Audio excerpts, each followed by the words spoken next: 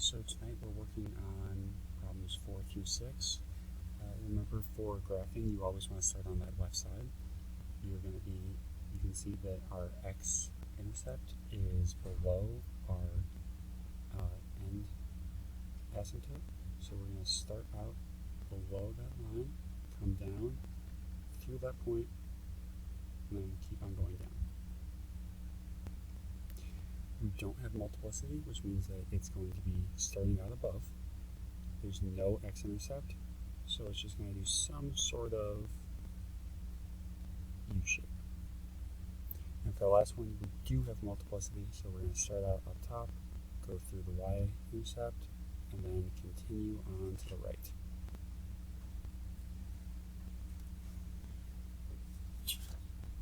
For problem 5, we are going to be graphing. So first, let's draw our graph. We need at least 3 marks for everyone.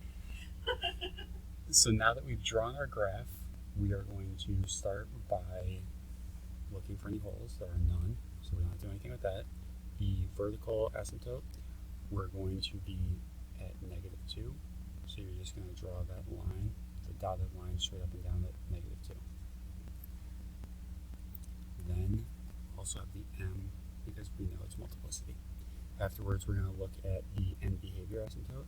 It's going to be a negative slant. So it's just going to be something that is going down as it goes to the right. Doesn't have to be anything crazy. The x-intercepts we're going to have at -1. That's, again, multiplicity. And also at 3.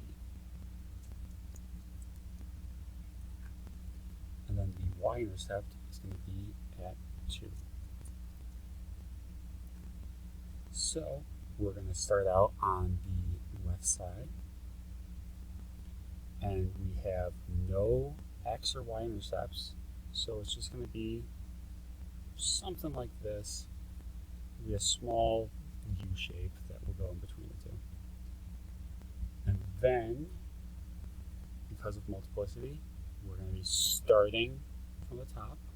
We'll come down, we'll bounce off our x-intercept, go through the y-intercept, come back down through the second x-intercept, and then follow that negative slant.